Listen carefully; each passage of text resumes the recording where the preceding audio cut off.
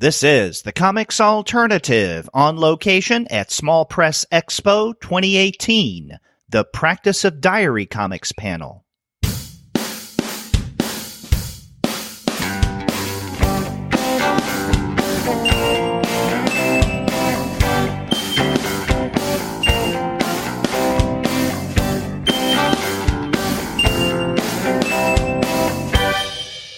Hello, and welcome to another episode of the Comics Alternative on location. I'm Derek, and on this episode, you're going to hear a recording of the Practice of Diary Comics panel that was held at Small Press Expo a couple of weekends ago. But before we get to that, I want to let all of you know that this episode of the Comics Alternative on location is brought to you by those wonderful folks at Discount Comic Book Service. Go to their website, dcbservice.com, for all of your comics pre-ordering needs.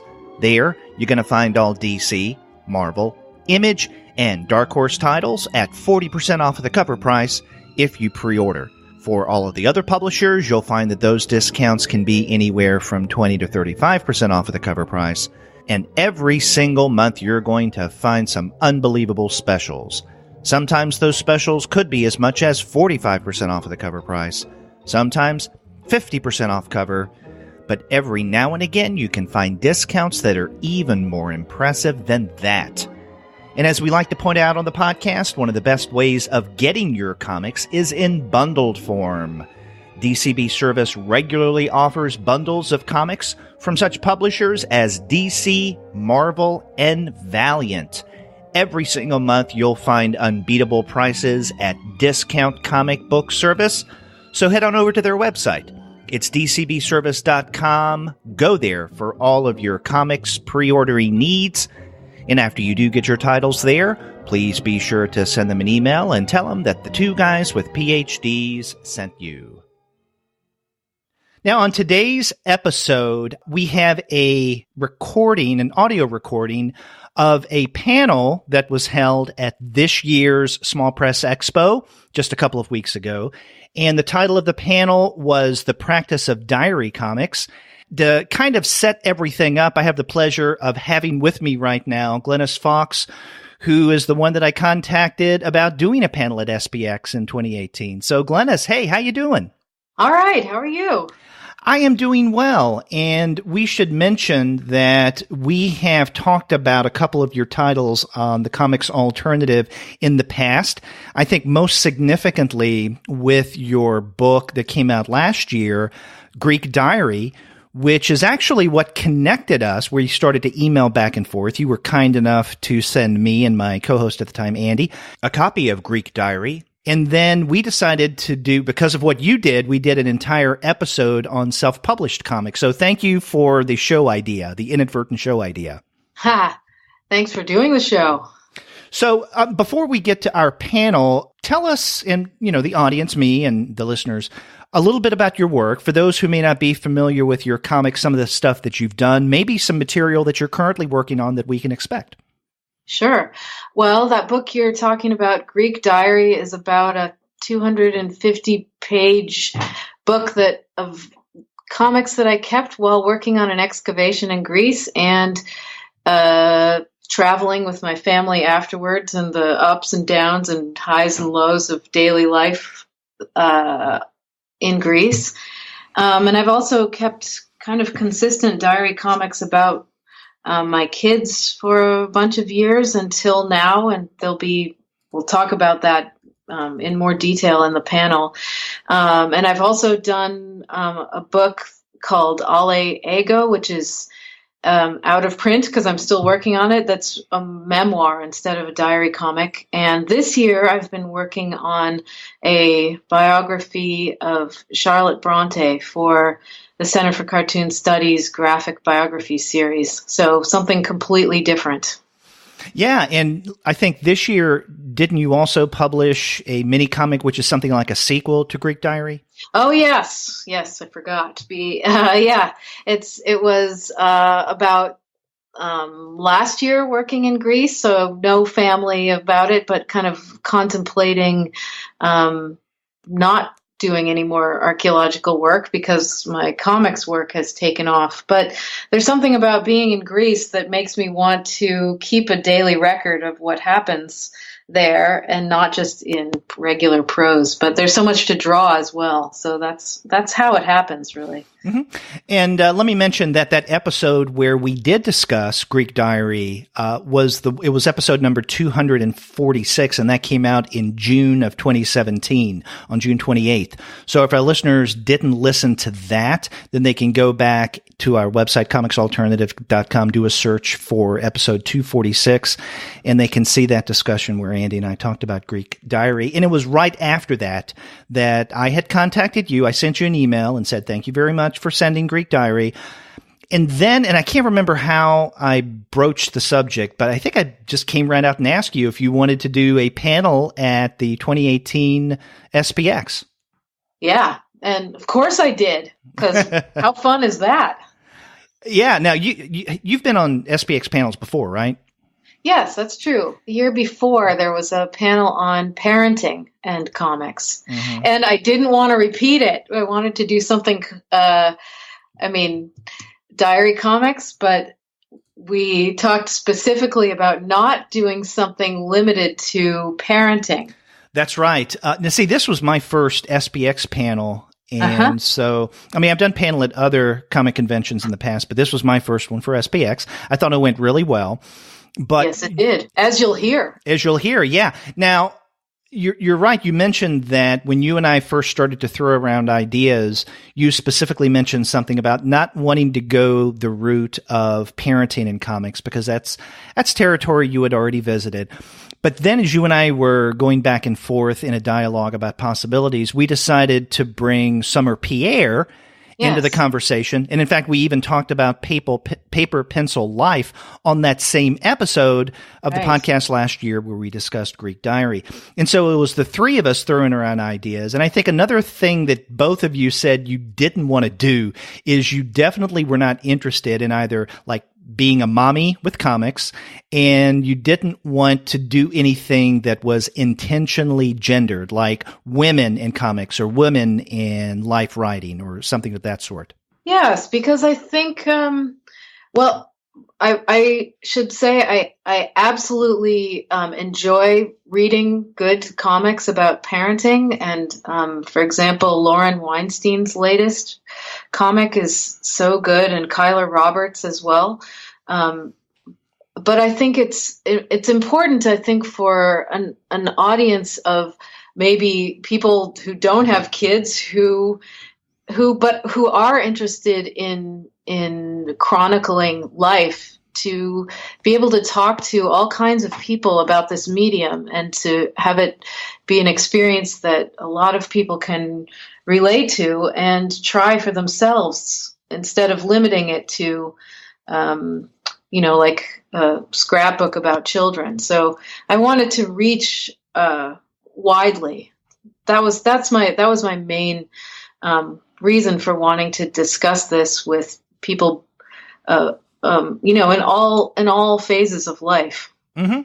Yeah, and I'm glad that we hit upon the topic of just diary comics, right? Diary comics in general, which, it's not autobiography, it's not memoir, but it's a somewhat similar, to at least some degree, kind of life writing within the medium. Yeah, and I think, right after we did this panel discussion, and we had some questions, and then someone came up to Summer and I afterwards and said, how would you recommend you start doing diary comics? And that really helped me see that diary comics was really a way that I started drawing comics after, not doing it for a while and just wanting to remember what happened in a day in words and pictures. And I didn't know really how to start, but I just did. I just, going from a journal where you're writing things in lines to here's an illustration, and then putting them into panels, and then making them, panels regular size. Not that is to say, no, you don't have to do any of this, but it seems like the appeal for me of diary comics is they're really a great place to begin exploring what you can do with this combination of words and pictures, basing it on very possibly mundane things in life.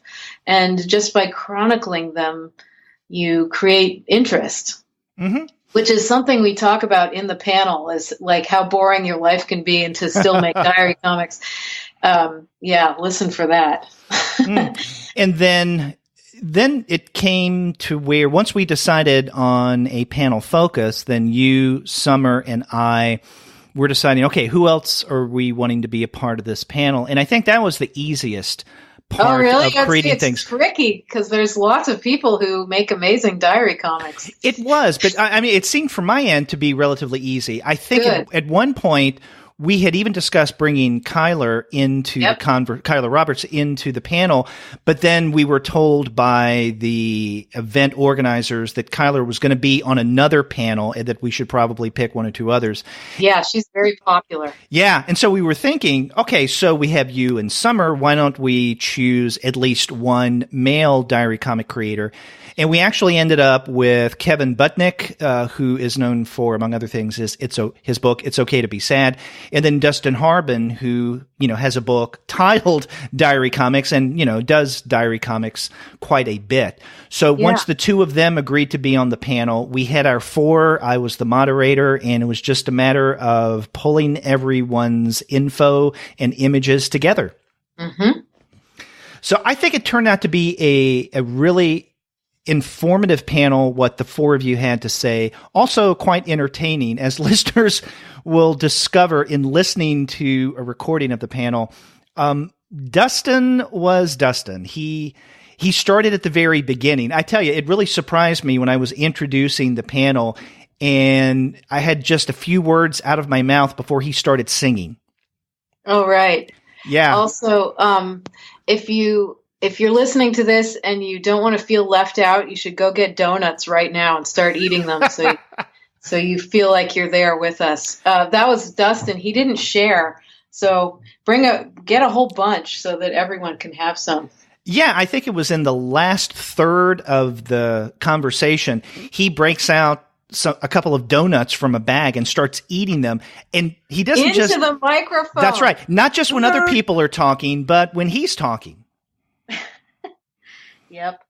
Yeah. And so, it was fun. As I said, also informative. And I hope our listeners get a lot out of this. Now, I do want to say something about, I guess, more technical aspects. One of the things I noticed, and this is in the video recording, which you can find at the Small Press Expo's YouTube channel, and in our audio, that there's something about the sound that I think is a little off. In other words, whoever was working with the sound levels had a few microphones input turned up a little too high.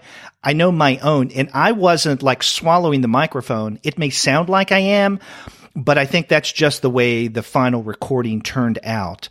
And I've tried to level the voice levels of the panel participants as best as I could. But if something sounds a bit off, it's not because of any production work that I've done. It's just the way that it was recorded. But you can still understand everything clearly, and everybody had something great to say. Good. So, Glynnis, let's go ahead and give a listen to our panel from a couple of weeks ago at SPX. Great.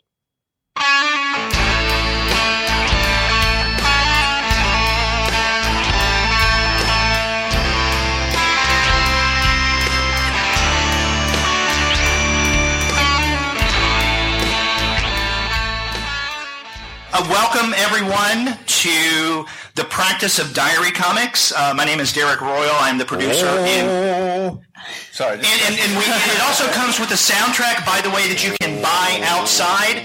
Dustin is selling them at his table as well.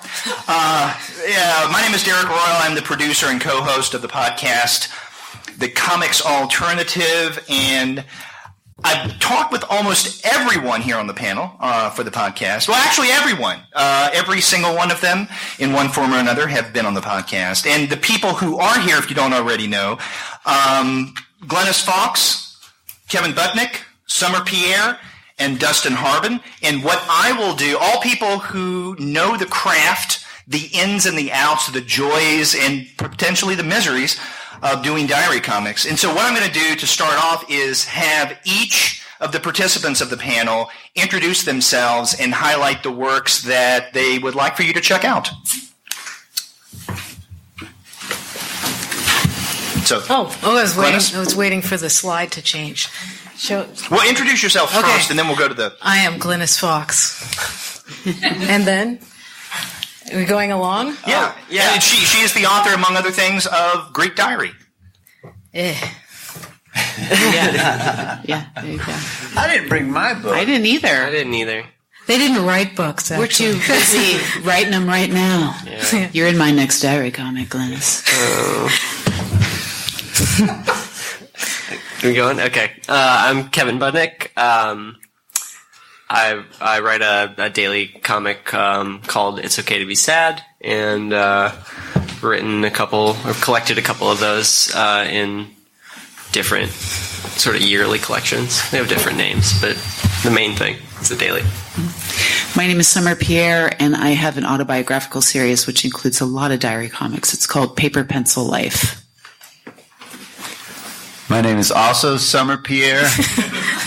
My name is Dustin Harbin, and I make a comic called Diary Comics. It's the dynamic title that I chose years ago, and it's about me. Okay. And then what we're going to do next is each of the panelists is going to introduce you to some of the work that they do within the genre, if we want to call that, or mode of diary comics writing and illustrating. And then we're going to discuss some intriguing questions about the art and even the theory of diary comics and how that both is a form of life writing, but a very distinctive kind of real-life narrative from what most people think of in terms of graphic novel and autobiography, memoir, straight-out autobiography. So, Glynnis? Keep going. This is the latest book that I just did, and I've sold out, sadly, so upstairs.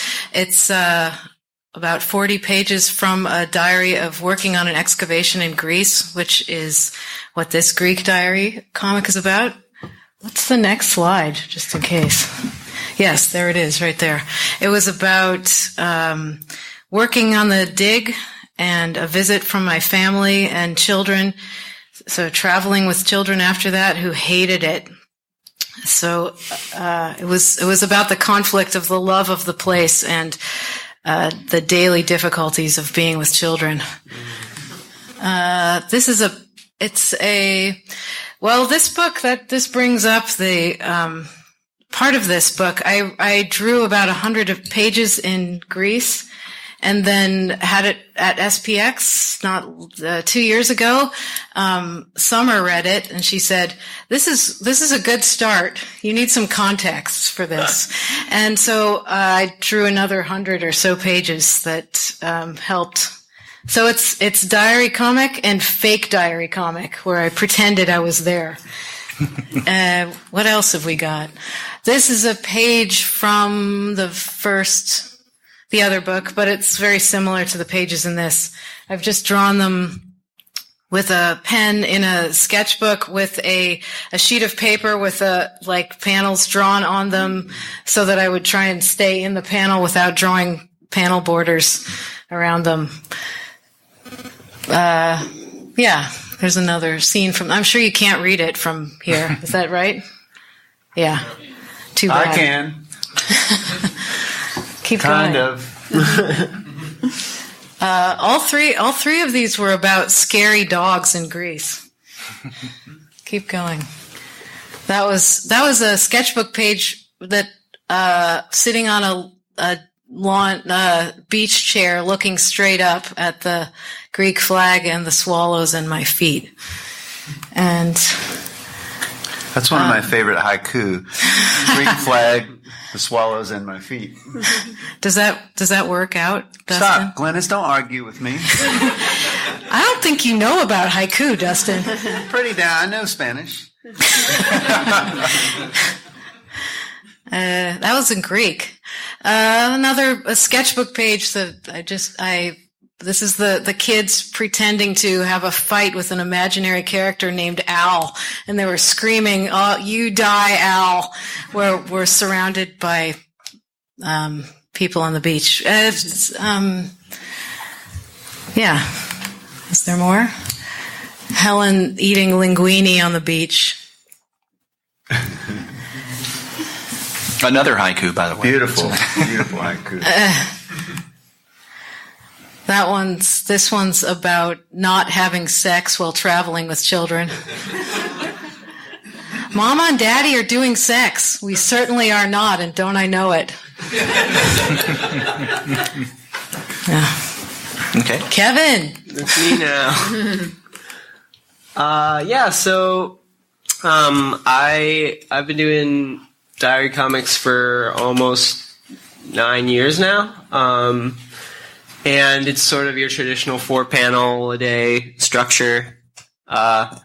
And I make them real small in a sketchbook, and that's like an example of an average one. But it looks really big. It's very big. How right big now. Is it? They're only about 2 inches by 2 inches. What? Yeah, those ones are. So I kind of big. Yeah, but one panel, not all the panels. No, that 4-panel drawing is only about 2 inches by 2. Yeah, wow. Yeah. That one's probably 4x4. So I kind of go in and out of different styles. Right now I'm working in watercolor and pen and penciling, but sometimes I don't pencil. Sometimes I just like to work with just pen in a sketchbook. I can go to the next one.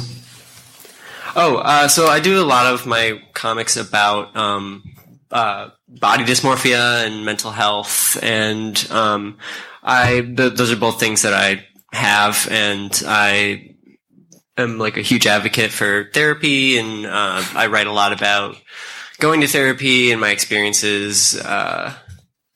It's just like a lot of that's my content. You can go to the next one. That is me laying on the ground in front of my therapist's office. Oh yeah, so the last line at the bottom there, it says, "Maybe I need to be sick in order to make comics," is a thing that, when you make a lot of your work about mental illness, you sort of start to conflate the reasons why you make your work. And it's a thing that I struggle with a lot, whether or not like I feel like I have something to write about, if I'm not writing about like a personal problem, or if my work is interesting enough. If it's not, what am I doing here? You can go to the next one. Yeah, just a comment. I don't have anything to say about that one. You can go to the next one. Nope. Summer's turn. Okay. So I started making comics by doing the diary comic, and that would just literally include something I could finish in one page, one day. So it was a sort of a daily practice. And this one is a little bit further, like a couple of years in. I've only been doing comics for about 5 years. And often what will happen is I won't have anything interesting. I was in my studio all day long. What do I do? But sometimes I'll just talk about just things I did, and often it involves an object and some memory or an interesting spin will happen on it. And this one was an old photograph I found in my family's albums and that I didn't recognize, and I've imagined what had transpired during that photo. So next.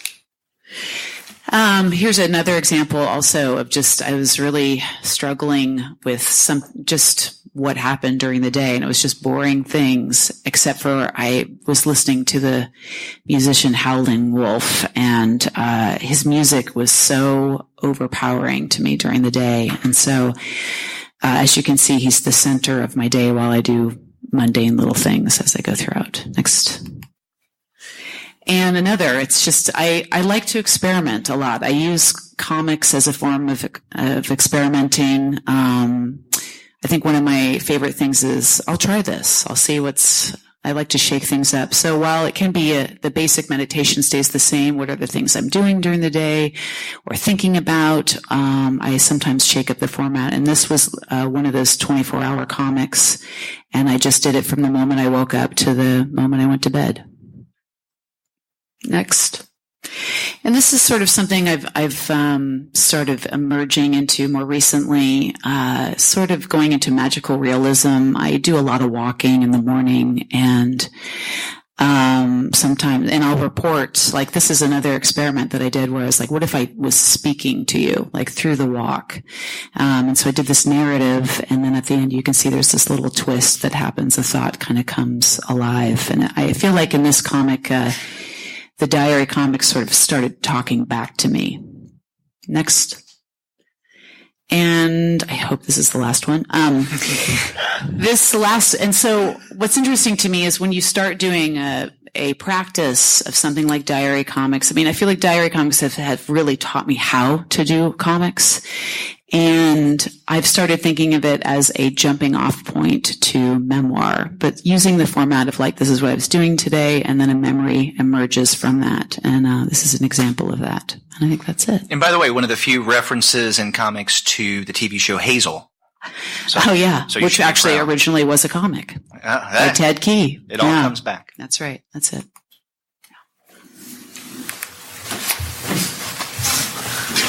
I'm Dustin Harbin. I started making diary comics in 2010, like New Year's Day, I think, and did them every day and for about a year, and got very good at, or not very good. They started really shitty, and then got better by the end of the year in a way that was exciting. You know, in the same way that you do anything, if you play guitar every day for a year, you're going to be somewhat good at guitar, and it's startling. Same as touch typing. Suddenly you have the talent of being able to not look at a keyboard and type an essay. That's crazy. That's like a brain power thing. So anytime you draw for a lot, you'll get better at drawing. But after that, I've gotten really bearish about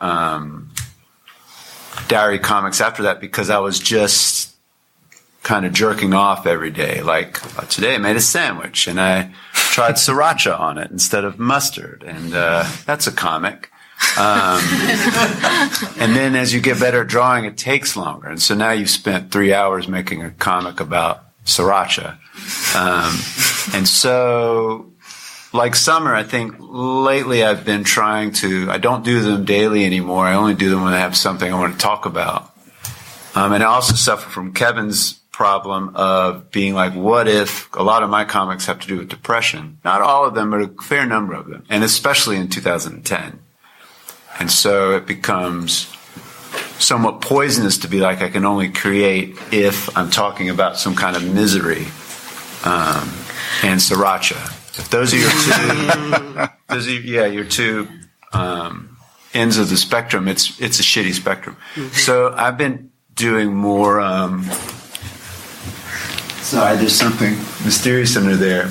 More of like, this one's like I did a long comic, more like a memoir about a memory of my, there's some trees behind my house. And I had a whole long story. I did a storytelling thing where I did this thing and I turned it into a comic. And it's just a memory of my mother describing where the cows come home. You know, this expression, I'll do that till the cows come home. They play music to make cows come back at the end of the day. It's like, and they get fed and stuff, so they're used to it, which to me seemed magical. The cows don't just come home. They need to be summoned. They don't know to return to that place. And I made this long comic about it, and then what's the next slide? I can't even remember. Go one more. That was more recent. So like, this is a comic. I don't want to just describe every one of these comics, but this is a comic that no one really liked. But I really liked it, and it was about, this is the kind of comics I want to make now, that aren't about telling you a moment. Remember that sandwich I made and that sriracha I put on it, how exciting that moment was of discovery of sriracha? Or remember how depressed I was that day? Is I want to make you depressed, or I want to make you feel like you have sriracha in your mouth. And so it's an abstraction. And it's the same way that fiction works. Good fiction, like Michael DeForge, I think, is someone that doesn't do a lot of autobiography, but I feel like there's a lot of him in his work. And he's, instead of taking those ideas and saying, today something happened to me, he's taking those ideas and spinning them into something. And he's obviously a weird example because he's so good. But if I struggle with diary comics because it feels like it's the closest story to hand. And so it's fun to try and, like, this one was a guy one time in high school. He says to me, we're smoking outside of we worked at a Subway. We're out there smoking, looking cool, smoking. He says, do you ever think about how many parking spaces there are in the world? And I was like, I mean, it's a fun thought. How many pieces of bread you've ever eaten in your life? Something like that. So I made a whole comic about who invented the parking space. What does a parking space want? Does it have a motive? It's spreading. Is it spreading on purpose? Is it viral? Is it sentient? This one here, like the idea of them forming societies, spreading around, morphing into new shapes. The end of the comic is a weird idea, and that was the point of the comic, of what if there is a parking space that has never had a car parked in it. And there's a picture of a parking lot that zooms in on this one space with no oil slick. Everything's still black. The lines are still sharp. It's never been used. How does that parking space feel? That lonely, unloved, unused parking space. Mm-hmm. End of the comic. No one gave a shit about it. Not a single person was like, oh my God, I've got to retweet this. No one was like, but to me, that was work that was exciting to me. This one was one. So this is more on the Kevin tip. Like last year at this time, I just turned 44. And last year, my birthday was Monday. I literally felt like I was dying. I wasn't suicidal, but it was like I felt like I had fucked my life up so much through my own machinations. And like a person that's self-diagnosed and said, I'm dying of this. Now that I know I'm dying, I'll do nothing about it, but I'll complain endlessly about it. So I made this long comic, and it starts with me cutting my own head off, which to me communicated that feeling right away of like danger and shock. And then the comic went on. In each drawing, I was drawing myself dying over and over again. I get hit by a bus. I drowned in the shallow end of a pool. I'm electrocuted by hanging wires. Point being, I'm putting myself in these situations where this misery happens. Idiot. I got so many emails that were like, hey, we love you. Are you okay? And it wasn't that I wasn't going to do anything, but it was like a dark place to be in. But I'm proud of this comic because I feel like it communicated that dark place. Rather than saying, I'm in a dark place, it said, do you feel how this dark place feels?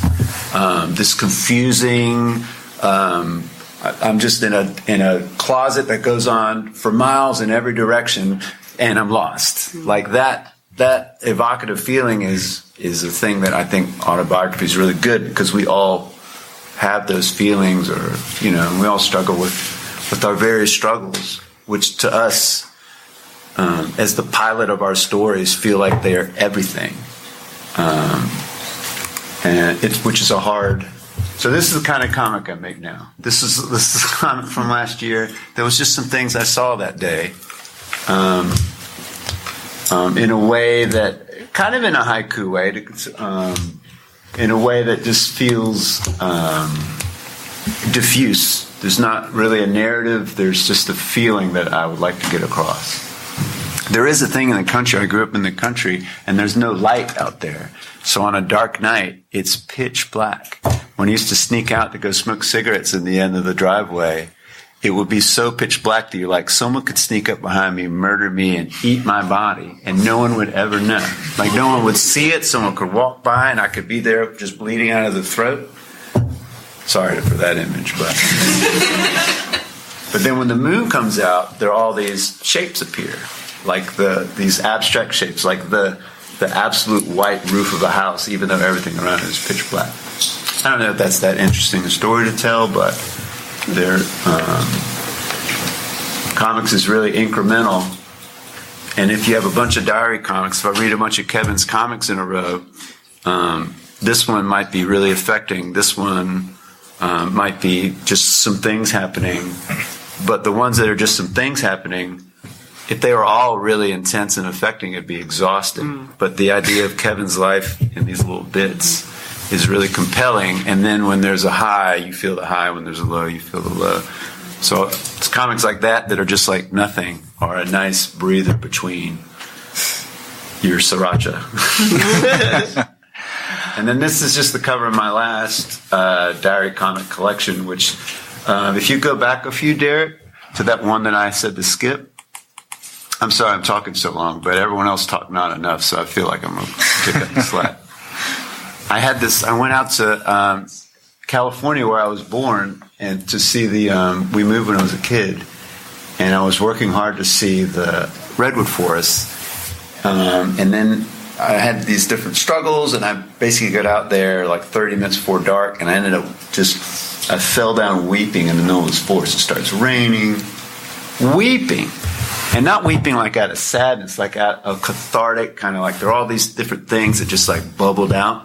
So I'm like on the ground, and I'm like, what is happening? Like, like this kind of like coughing, strange weeping, but it was beautiful. It was a really wonderful experience. So I made this like 40-page comic about it. That's in that last diary comic that the cover was there. But what's funny is, just to tell that story about, I had this weird weeping thing. I had to draw 4 billion crosshatched redwood trees to do it, which is a high cost to pay for a low percentage ending. You know? But so that's a problem I have with diary comics. In order to get there, to tell these tiny stories, there's so much work involved. And now I'm like drawing this to death.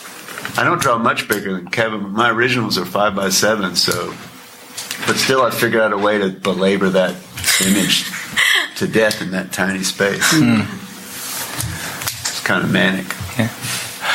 Now, we've been introduced to each of the panelists' work, and this is just scratching the surface. If you don't know each of their work already, please do check out what they do and get a fuller sense. But what I want to do now is to go from the introduction to the diary comics of each panelist to begin talking critically about what diary comics actually are. And what I want to throw out to you guys is this question: in what ways are diary comics distinctive from other kinds of life writing within the comics medium, like memoir or autobiography?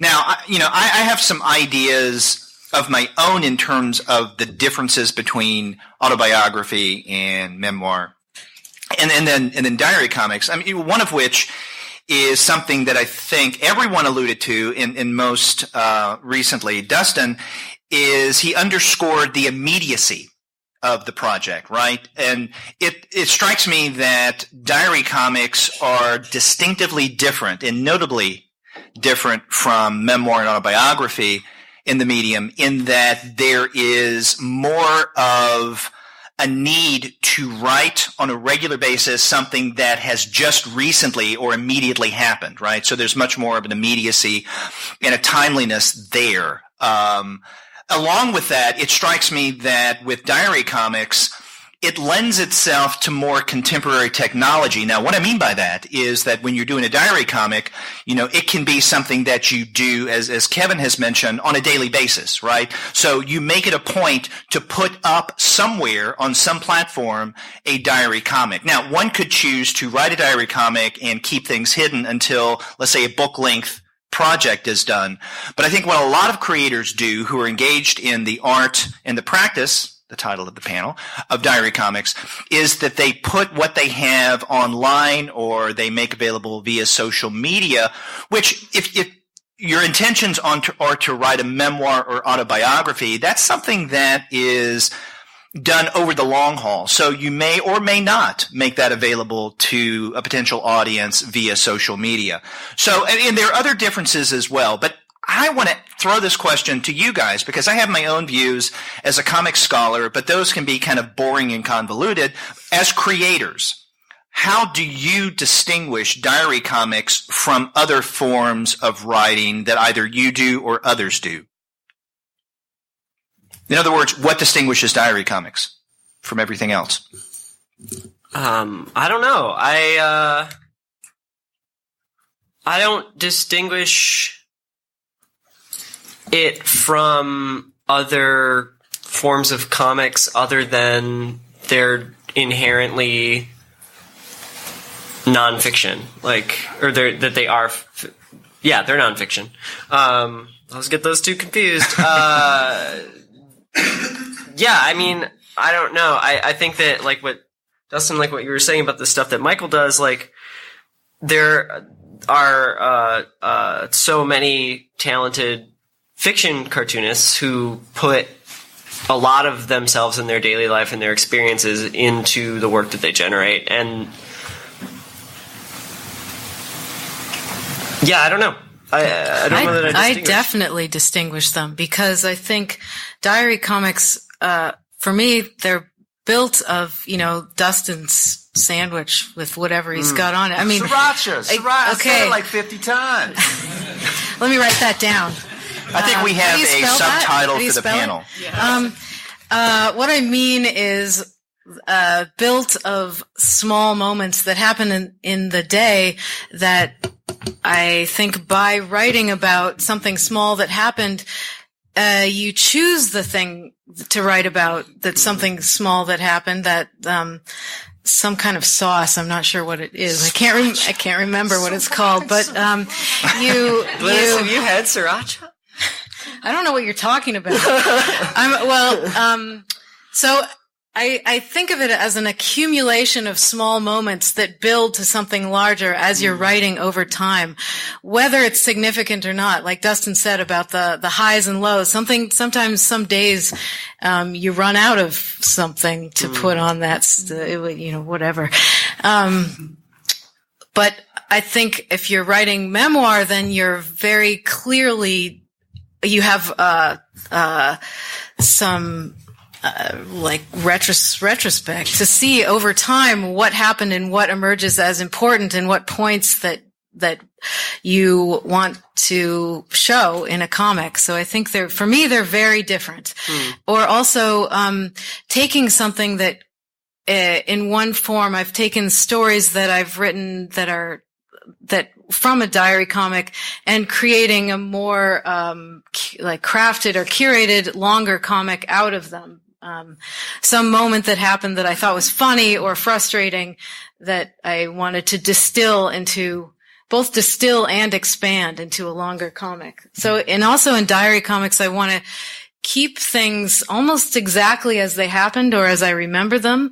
And in memoir, you can sort of tweak things to fit, especially if I'm trying to be funny or say something specific, or evoke an emotion that I didn't know was happening in the moment of the diary comic. Although you see that in a much shorter time frame. I think I agree and do the same thing, but maybe I'm moving from diary, the verb. I do it every day. This is almost a reportage on my life, and to diary as memoir. Like if I were to say, this happens a lot with like my personal life. Like I don't talk about sex at all in my comics. Just like me neither. I would never. You talk about not having sex. That's right. But like if I were to make, to me it feels incredibly invasive if I were to make a comic and mention like something happening physically with someone and thus involving their privacy. Right. Blah, blah. Yeah. I mean, I have gotten in trouble with friends for including them in ways that they felt didn't make them, or my family. I'm in trouble with my kids. Yeah. I'm not allowed to do it anymore. My diary comic days are over. I'm leaving. Bye. You could pretend that you don't have children anymore. That's right. Yeah, right. Good luck. But They might notice. If I try. Believe me, I try. I'm here now. I'm trying. If I leave a lot of stuff out or change facts to get to the same result, but without mentioning those things, Yes. or without muddying it with details that don't really matter to the reader, that aren't necessary, even if events change order, because what I want is to communicate. I guess there's a difference between I want to communicate, but also like in the diary sense as a record. And I also use them if I'm in a bad spot as a sort of therapy, only in terms of if I can figure out how to communicate to you a thing, then I have to figure it out on some level. Yeah. In order to figure out how to talk about it, in order to figure out how to abstract it, to leave out. Yeah, I mean, I think one of the things that's really a misunderstood part of diary comics is that it's not just a diary entry. It's not just like all feelings. There has to be some craft involved.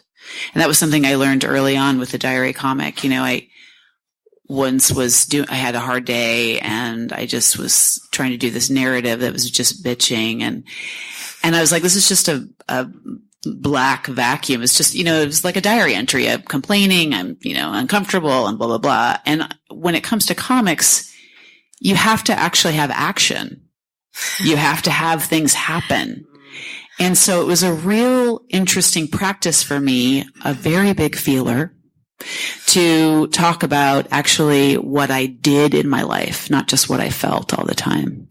And I think what's interesting, especially the example that Dustin showed where he was feeling pretty bleak, on his birthday. And actually Kevin is a great record because you have a lot of emotions in your work, but it doesn't stay there. I mean, I think that's what's interesting is that we still see you as a moving figure.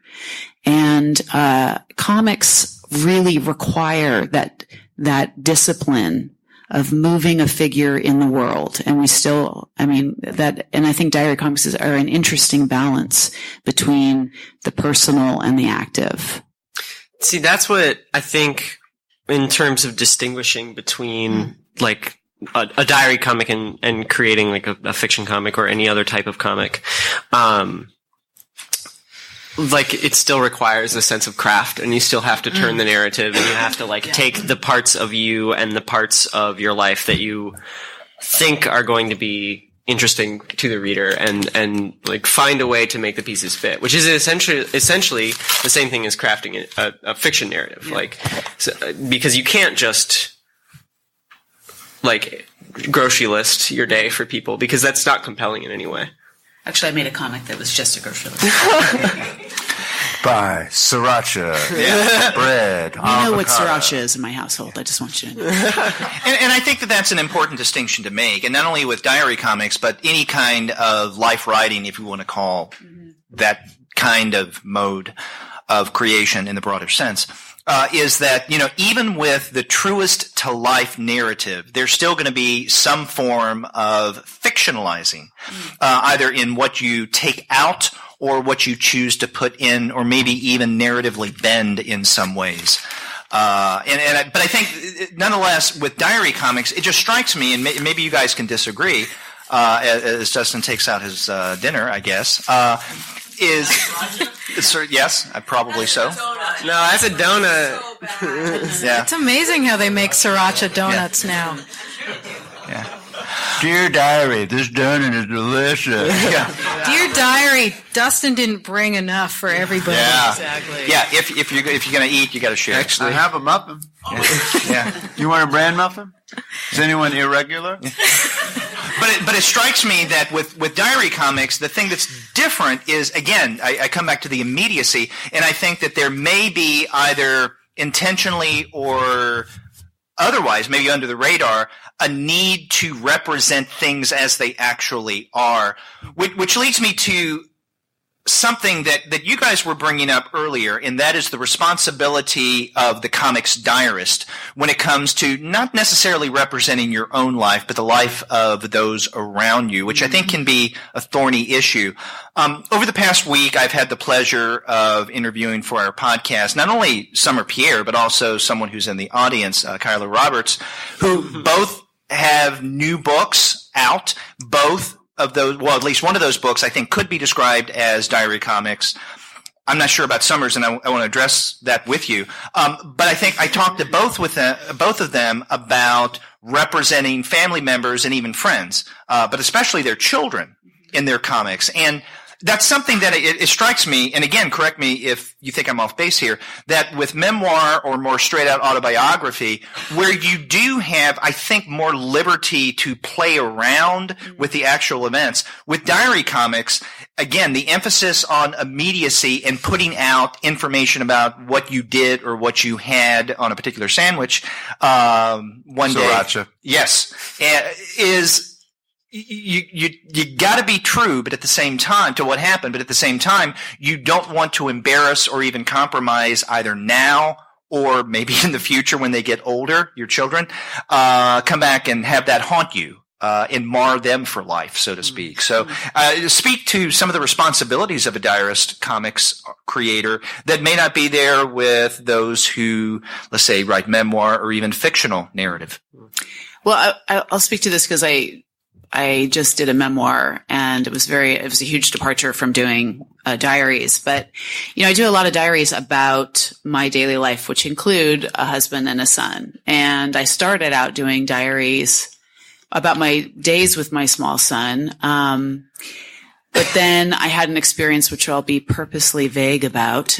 Sorry, that I started to write it down, and I realized it wasn't mine. It was my son's story. And it was a real, very, very good moment for me to experience, because as someone who's been an autobiographical artist my whole life, and part of that is through processing of just like childhood experiences, all of these things, I realized that as fascinating as I found my son, as frustrating, as interesting, all of those things, I didn't have a right to him. I did not have a right to his narrative. And he has a right to me, but I don't have a right to him. And so I've been over the last few years, he appears in my comics, but he's not the focus of my comics. And so that's been really important. That being said, when I wrote a memoir, I asked permission for people to show up. I also changed the appearance of certain people and changed their names. But it's a different responsibility. You have to take responsibility for what you think of people, how they become characters in your narrative. Whereas diary, it is, I know all of us have experienced this. I know you have definitely, and I know you've had in your diary comics, you had a long-term relationship that showed up, and that was a conflict, right? Yeah. Yeah. Because it's like, where does the line, like, you are a part of my life, but I don't want to tell your story, Yeah. Too much donut? No. I'm thinking. Yeah. There's never too much donut, Kevin.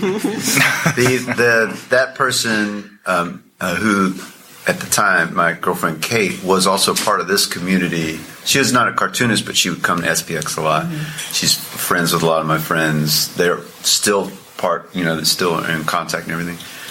So, and she was very supportive of that. But when we'd have problems, and they would not pop up in the comic. I wouldn't talk about problems between us, but when I was talking about dire stuff and she would appear as a person of pretty central importance in my life, she would feel exposed in a way and we would talk about it. Like, she would be resentful. I don't mean that in a bad way. She's had every right to be resentful, but there was not a way to talk about that and have those comics have any teeth. It would be weird to leave her out. It was weird to leave her in. And so I chose to pay the cost of leaving her in. Not that was a ruinous cost. It wasn't like why we broke up or anything. It was perfectly normal reasons that people break up. But, and I think I would still do that again today, because if at some point you have to talk about something. I leave sex out of my public life, but I can't leave everything out. I leave that out just because it's gross too. No one wants to hear a guy talk about sex. Well, I was crushing it last night. But the things that are, I was looking at my originals, putting them in my portfolio yesterday, and there's a comic about, I have a group of friends I've had for a million years, are very close, but I felt very estranged from them, and I put that in the comic, and they were there, and they know who they are. They don't really read my comics, so none of my friends are cartoonists, none of my in Charlotte friends. But I remember reading them and being kind of embarrassed for them, that I was just like, I don't feel like I have anything to say to these people. I don't feel connected. We've grown apart. They're married. Different ways. It's perfectly normal. But it was like, I wonder if they were hurt by that. I wonder if they were offended, whatever. But I would still do it because that's important to be... it's important to externalize for people in our world. It's easiest to externalize through autobiography, but the externalization means you pull it out and you say, oh, and now you have to look at it from all its different angles and figure out how to draw it, how does it look from this angle and everything, and it's the only reason I would have really thought of that out loud. I would have just lazily gone along and been like, I wonder why things are weird with my friends now. And now, because of that, I take steps. I involve myself in their life more. Still not enough, but I'm like, hey, do you need a babysitter? Hey, I should know your kids. Hey, we should, whatever. And this is too many details, but I think it's appropriate to be mindful of the cost, but I think you have to pay the cost sometime. Yeah. I can't help but, as you're talking now, Dustin, think of that. I'm a big Woody Allen fan, and as my past students will tell you, I always seem to see the world through the lens, so to speak, of Woody Allen.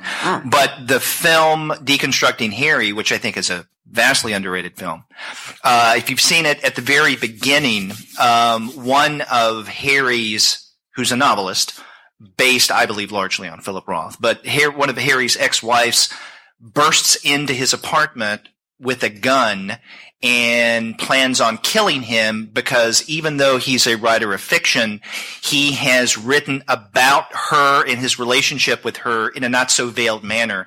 And so his life is at risk. Now, I wanted to ask the rest of you, Dustin was talking about some of the costs in the past experience that he has had in representing others in his comics.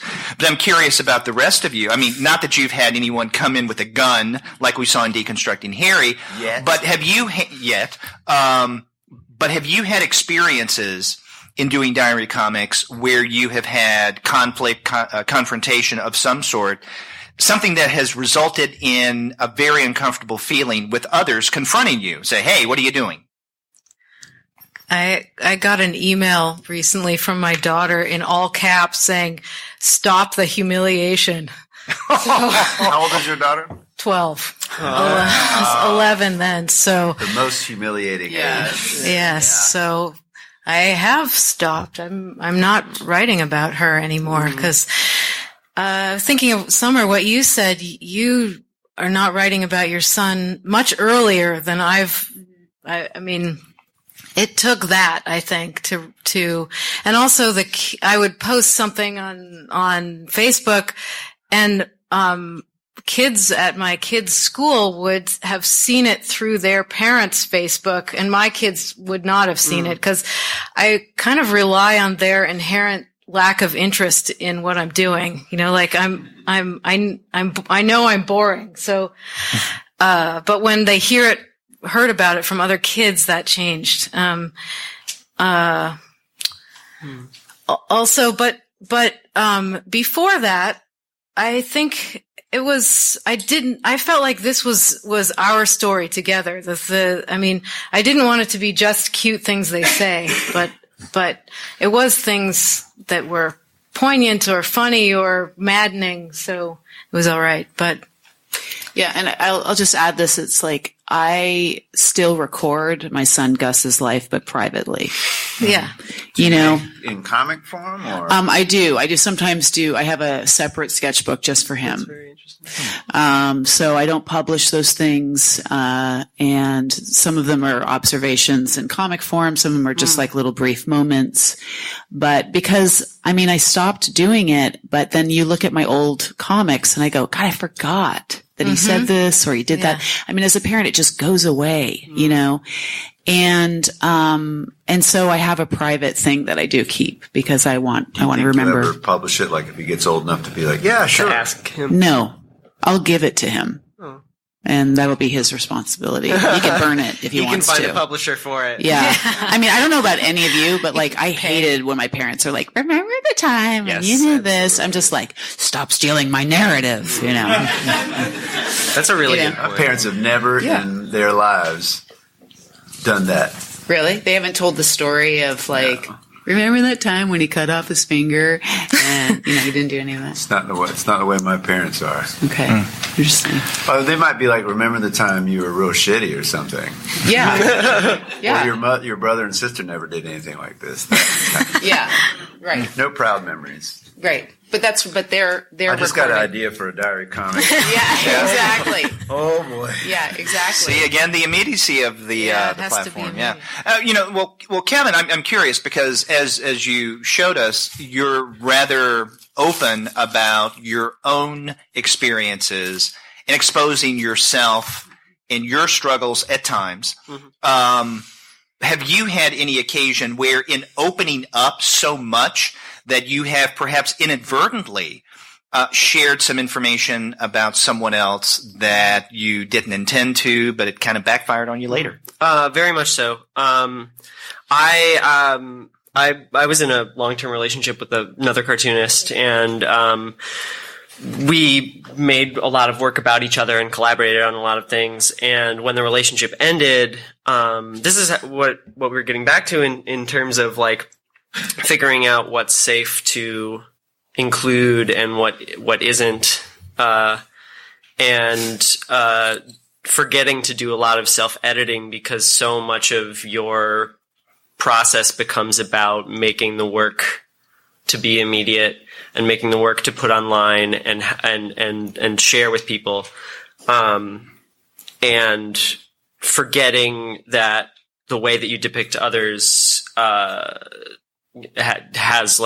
carries a weight, and that like certain conversations are private, and that like the details of why you broke up and like the conversation that was the breakup, like that's not something that anyone else has a right to except for you and the person that you're dating. And I just at the beginning of this year had to take a really hard look and step back, and I still feel kind of terrible about some of the work that I made at that time because that person still really means a lot to me, and like I would love to get to a place where we're able to, you know, still both participate in the scene and still both make comics, but like because of the way the relationship ended and because I sort of, not that I like made any work that was attacking them, but like just like when you make comics daily and share them to the internet, and when you make a diary comic, you are the protagonist. And so when you're depicting your day and your emotions, you're automatically asking the reader to empathize with you. And so anyone who is coming across you in a way that isn't pleasant or that like makes you feel bad and results in you making like 3 or 4 days worth of like, wow, I'm really fucking sad today. Like that person becomes the enemy to the reader, and it's not intentional. Like self-deprecating. Yep. But I was making Even if myself it's- look silly. They're like, it doesn't matter, dum-dum. Exactly. I look like an asshole. Even now. if you paint yourself as the person at fault, just because I've done that exact thing and gotten roasted for it. I got roasted fucking hard, and I deserved it 100%. And I took some time away. I don't publish my comics online anymore. I publish them just on my Patreon. They're still free, but you have to seek them out if you want to, because I like social media and stuff. And this is a different conversation we can talk about, but posting daily has been a very important thing for me in terms of getting my work in front of people and making connections in the comics community. But just for where I am right now in my art, I need to not do that because it's changing the way that I make art, and it's negatively impacting the person that I am. Yeah. Can I throw an idea at you real quick? And I know we're short on time, probably. But we have about 5 more minutes. Super fast. And I remember Kate Beaton talking about this in terms of the internet being a weird time capsule. Mm-hmm. Like, for instance, right now, and that breakup and the things, when you say, like, no one has a right to that conversation, which you're correct about. Mm-hmm. But then, like, 2 years from now, that conversation doesn't have the same teeth it has right now. It's like, when it's so fresh, there's something about, like, if someone sees themselves or something still emotionally impactful now, or if you go back and it's like 5 years ago, someone sees it, it's out of context. Like taking that moment out of its natural timeline and viewing it out of context, it's even easier, A, for it to seem like you're being rude or being overexposing someone, but B, it gives it more power or drains it of power. Just like right now, those comics probably feel really raw, and in 2 years, they're going to feel like, oh, I remember that, and this is. But they'll maybe have more. They'll maybe be a little less hurtful. Yeah, well, that's the reason why making the work is still very important for me, and it's sort of necessary for like the healing process for a lot of things, and so I think it's important to keep making that work, but still just taking a more I guess, ethical step about just like saving it for later. Like the person that I was dating is also an autobiographical cartoonist. Right. So like it just like is one of those things where like maybe this will be okay to make comics about in a year. But right now anything that I make is going to be colored by like the sadness and that can damage the overall story. And so I think it's also very important for me as a developing like artist to make work and feel comfortable sitting on it and not automatically dumping it onto the internet. Because I've never done that. I've literally never done that. That's right. That's the thing. Now, guys, we have to be mindful of the time because we don't want to impinge upon the next group that will be coming in here for their panel. So, we could obviously carry this conversation well into another hour and then some. But as we wrap up, we have a couple of minutes now. I wonder if each of you could briefly tell everyone where they can find your work and maybe even express a recent publication that they should particularly check out, if you could, please. Glynnis? Let's start down there. Okay, that may be a mistake starting with Dustin. Golly. Hold on. You can find start with Summer, actually. You can find these donuts at Whole Foods. Yeah, Whole Foods are the sour cream donuts. My website is dharbin, like DustinHarbin.com. I just posted a 8-page comic about my neighbor dying. It's very uplifting. And there's links to all my other stuff. And I'm at M4 downstairs next to Kayama. And right down from Glynnis. 2 more hours. For 2 more hours.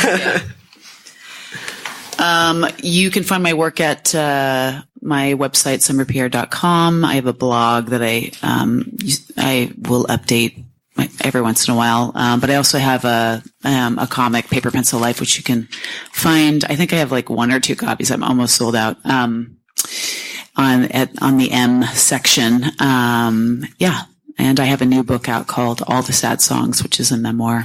And actually began as a diary entry. So there you go. You can find my work on my website is kevinbudnik.com. There's no C in Budnik. And I'm on Twitter. You can find me on the social medias.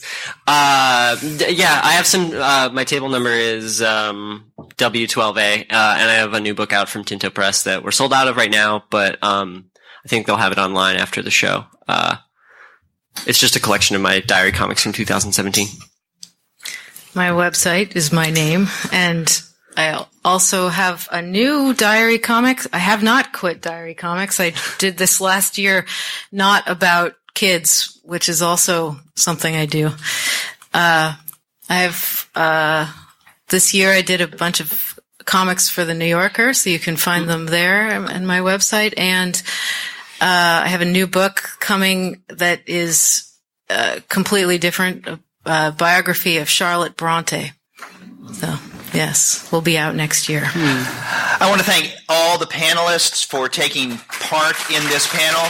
I also want to thank everyone in the audience. I wish we had more time for questions. Unfortunately, we didn't, but thank you very much for coming to listen.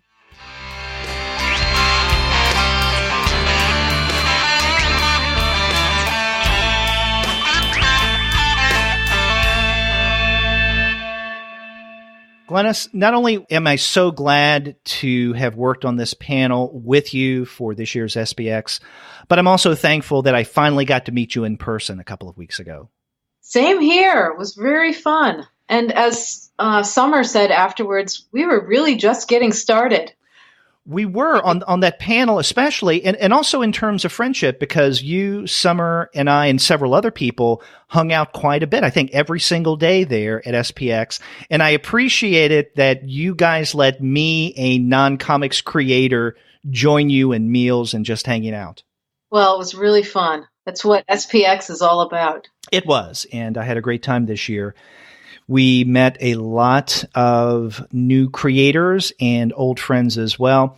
And if you want to find great comics at affordable prices, then you really can't do wrong by checking out the website of our sponsor, which is Discount Comic Book Service. Go to dcbservice.com, and there you will find every month mind-blowing specials on a variety of titles. That's dcbservice.com. And after you do get your titles there, get in touch with us and let us know what you thought about our Practice of Diary Comics panel at SPX. If you go to our website, comicsalternative.com, you'll find that you can leave us a voice message online via SpeakPipe. Or you can contact us the old-fashioned way by picking up your phone and dialing 4153-COMICS. That's 415-326-6427. You can also email us. We're 2guys@comicsalternative.com, or you can contact me directly at Derek@comicsalternative.com. And Glynnis, if people wanted to get in touch with you, how could they do so? Well, you can go to my website, which is glynnisfawkes.com, and leave a message through there. Or you can email me at glynnisfawkes@gmail.com, or find me through Twitter or Instagram or Facebook, all with just plain old my name. That's right. And we hope that people will contact Glynnis and let her know what you thought about the panel. Now, you can find us all over social media. We have accounts on Twitter, Facebook, Tumblr, Instagram, Google+, Goodreads, Pinterest, YouTube, Slack, and Discord. You can subscribe to the podcast through Apple Podcasts. You can stream us on Stitcher. You can also find us on Spotify, on Google Podcasts, on TuneIn, and on iHeartRadio. But you can find every single one of our podcast episodes, as well as the reviews and comics-related commentary that we post on our blog, simply by going to the website, comicsalternative.com. Glynnis, thank you very much for not only being a part of the panel planning for this year at SPX, but also for taking the time and helping me to set a context for the recording. Sure, of course. It's great fun. Yeah, and I remember I want to have you on the show for a more formal interview once the Bronte book comes out, and then you have another work in progress as well. That's true. Yes. And we should learn about that more in the months to come. So Take care, everybody. And until next time, I am Derek. I'm Glynnis. See you later. Bye-bye.